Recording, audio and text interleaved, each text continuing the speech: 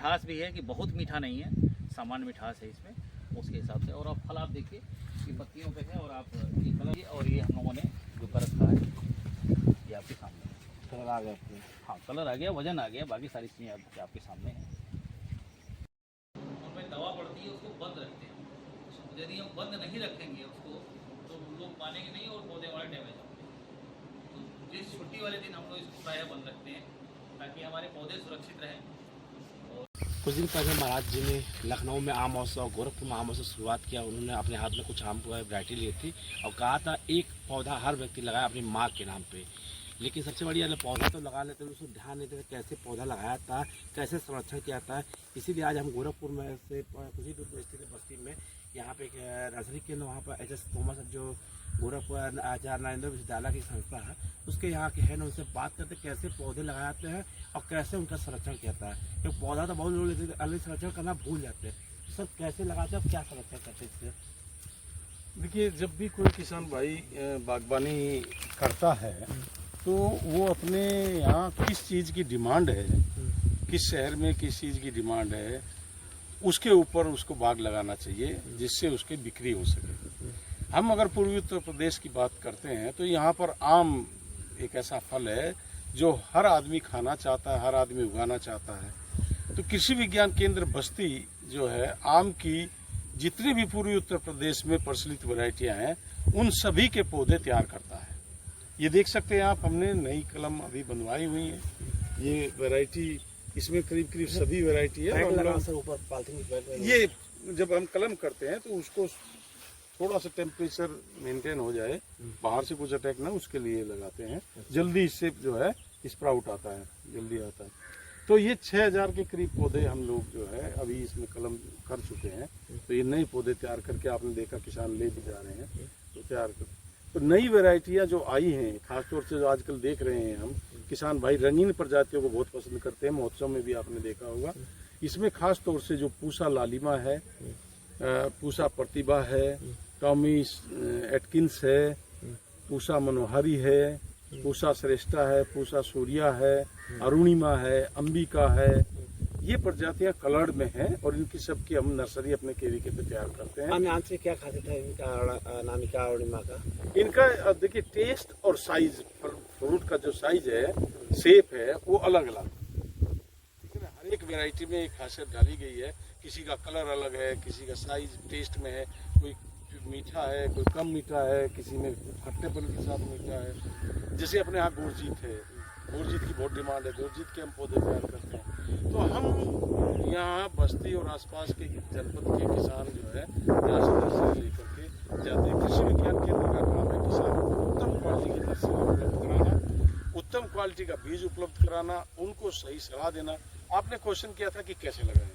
देखिए किसान भाई, जब भी आम की आप बागवानी करना चाहते हैं तो आम की जो प्रजातियाँ बड़ी बढ़ने वाली प्रजातियाँ हैं, जिनका साइज ज़्यादा होता है, जिसमें गुरजीत है, दशहरी है, लंगड़ा है, चौसा है, कपूरी है, इन प्रजातियों को 10 से 12 मीटर की दूरी पर लगाया जाता है।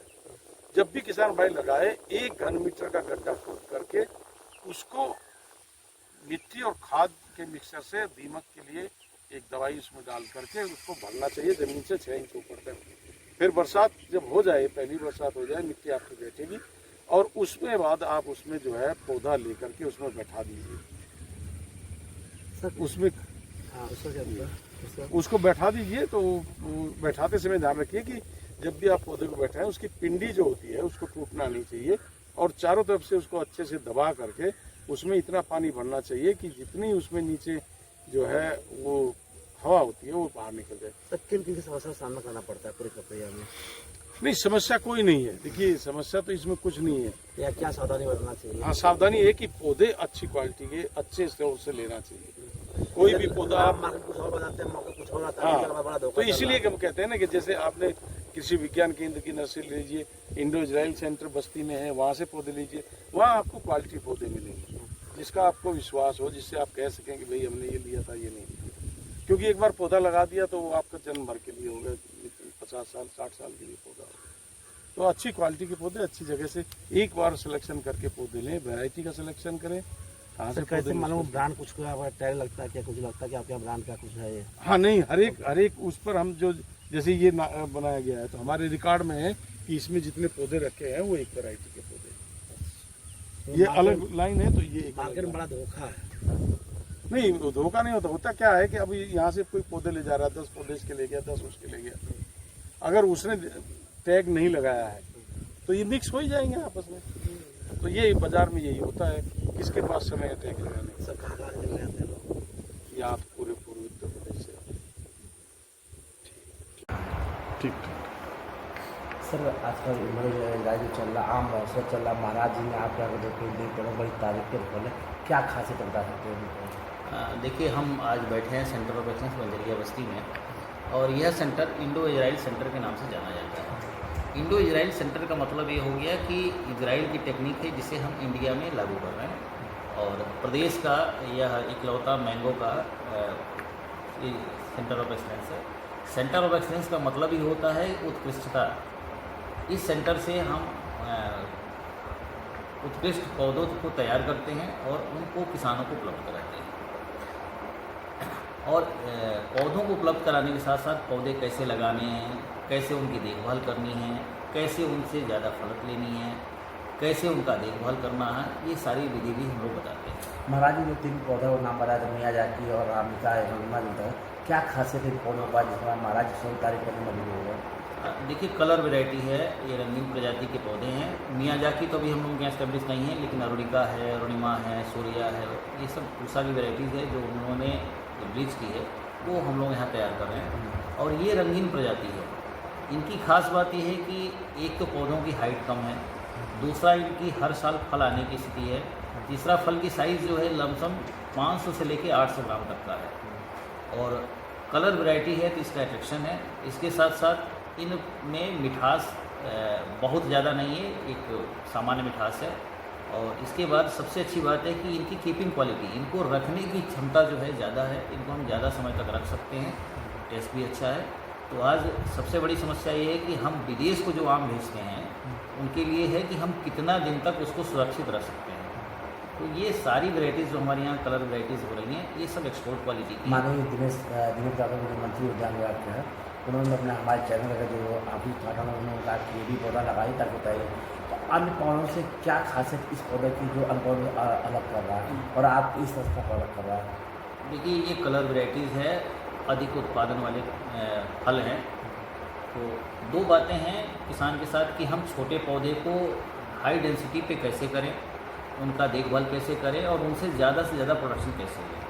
सामान्य सी बात है, जैसे आप अन्य जो देसी वैरायटीज़ हमारी हैं उनके फल की साइज़ कम है, उनकी कीपिंग क्वालिटी कम है, उनका वज़न कम है और आकर्षण में थोड़ा सा आकर्षण कम है। कलर जहाँ होता है, रंग जहाँ ज़्यादा होता है रंगीन वैरायटीज़ का, उसके प्रति स्वाभाविक सी बात है लोगों का आकर्षण करता है। बाज़ार में मांग अच्छी होती है, रेट अच्छा है, तो रेट, मांग और उत्पादन को देखते हुए इन प्रजातियों की डिमांड ज़्यादा है। आपको कहाँ से डिमांड आ रही है?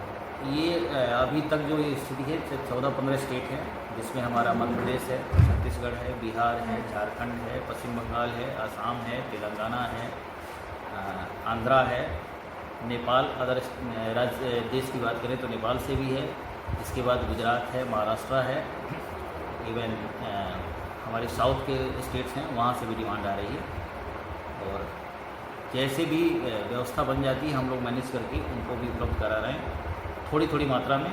और किसानों को भी ये समझाया जा रहा है कि हमारे पास मदर ब्लॉक कम है, अभी चूँकि पौधे हमारे 7-8 साल के हैं, तो जो हम तैयार कर पा रहे हैं उसी के हिसाब से हम अनुपात में दे रहे हैं। हम मना किसी को नहीं करते, संतुष्ट सबको करते हैं। सबकी रिक्वायरमेंट के हिसाब से ये है कि हम 1 साल में पूरा नहीं करते, 2 साल 3 साल में उनको दे रहे हैं। और लगभग पिछले साल उन्होंने 32,000 पौधे यहाँ से वितरित किए थे, उससे पहले 28,000 पौधे थे। तो ये संख्या हमारी लगातार बढ़ रही है और इस साल हम लोग 42,000 का टारगेट लेकर चल रहे हैं, 42,000 पौधे हम उपलब्ध करें।